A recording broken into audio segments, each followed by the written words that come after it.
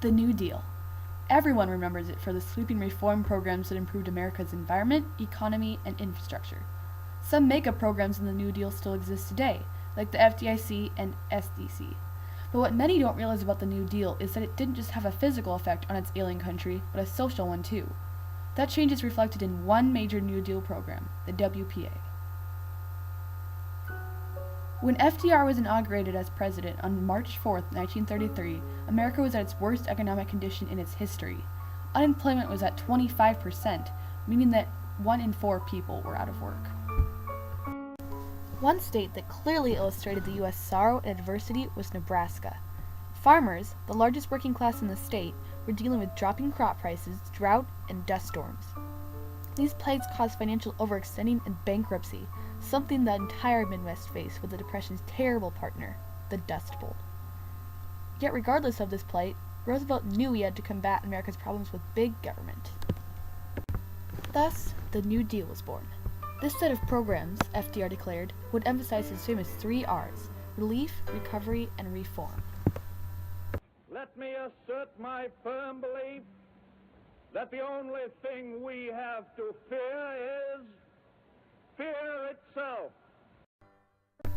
With initial New Deal successes of fireside chats, the bank holidays, and the FERA, the government knew one major group was left out of federal aid: creative workers, like musicians, writers, and artists.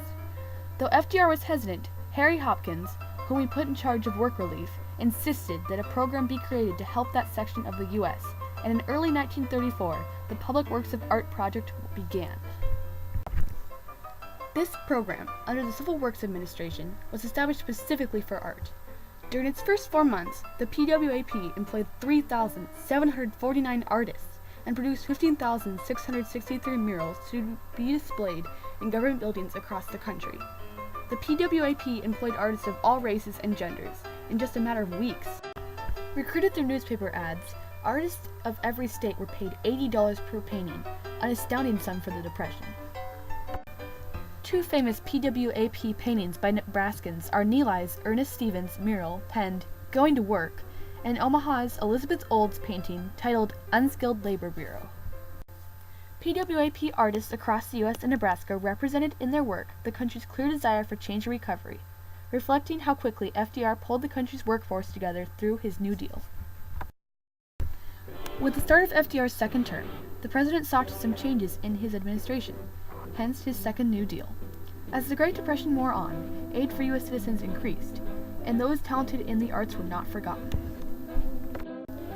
As a result, the WPA, launched on May 6, 1935, was expanded upon.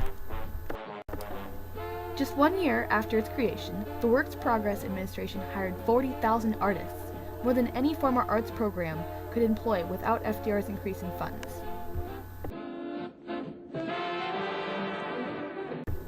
Keeping the foundation of the section, another project dreamed up by Roosevelt's cabinet, plans for a competition between artists to get their artwork in newly constructed public buildings were carried out.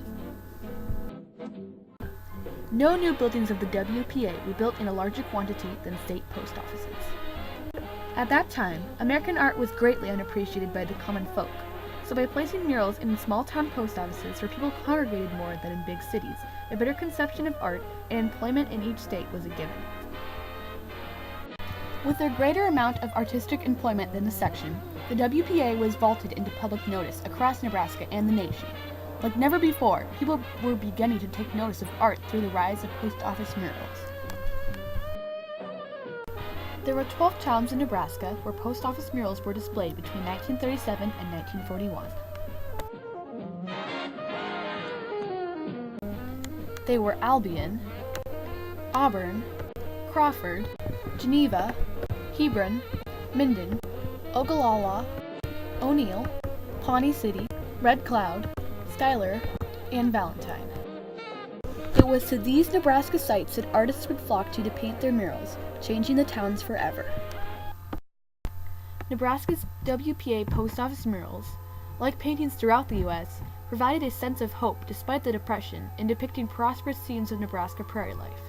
Like murals in other states, Nebraska's all had a historical theme. Albion's, titled Winter in Nebraska, was painted by Jen Magafin in 1939, and portrayed Nebraska's history of cattle ranching. Auburn's was Threshing by Ethel Magaffin, Jen's sister, and depicted the times of wheat threshing. Crawford's, The Crossing, was painted by Glenn Newell in 1940 and captured the old pioneer days. Painted by Edward Chavez, Geneva welcomed Building a Sod Home in 1941. In 1939, Hebron's post office obtained Stampeding Buffaloes Stopping the Train by Eldora Lorenzini. Minden enjoyed Military Post on the Overland Trail by William Budd. The town of Ogallala received Frank Mitchell's Longhorns in 1938. Baling hay in Holt County in the early days was O'Neill's. Pawnee Cities was The Auction. Red Cloud gained 3 murals by Archie Music in 1941. Schuyler's mural was Wild Horses by Moonlight. And Valentine's was End of the Line by Katie Faulkner in 1939. During the Section and WPA era in Nebraska, some post office muralists were received more warmly than others. In some cases, the public thought that the artists, all strangers to Nebraska, were not depicting their history correctly. However, the people of Auburn had the opposite reaction when it came to Magaffin's Threshing. They openly embraced the mural. It was stated that a better subject could not have been chosen, for the old threshing machine was going out of use and would soon be gone, yet always remembered by Magaffin's painting.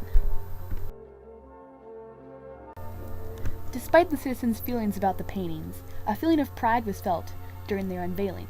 That pride remains today, as all paintings have survived to present day. The murals represent the teamwork stressed by FDR in giving each state in the country back its abundance. The WPA post office murals provided work, social change, and appreciation of art that had never existed in Nebraska or the nation before. As well as outstanding art that exists today, the WPA created priceless buildings, roads, and entertainment venues. The New Deal and the WPA were crucial to the country and Nebraska economically. But what makes the WPA stick out among other New Deal programs is how it gave communities something to enjoy and socialize about with its art. And that is evident not only in Nebraska, but the entire nation.